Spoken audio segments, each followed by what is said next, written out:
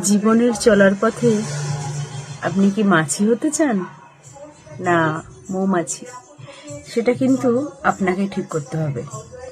মাছি কি করে?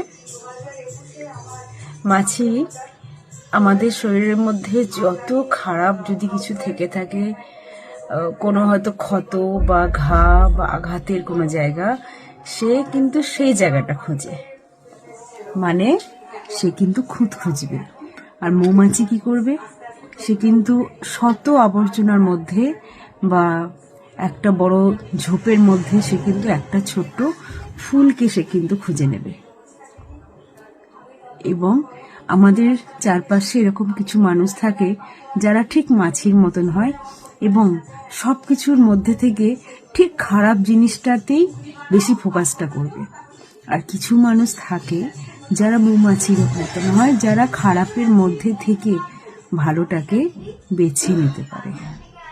এবার চয়েস আপনার।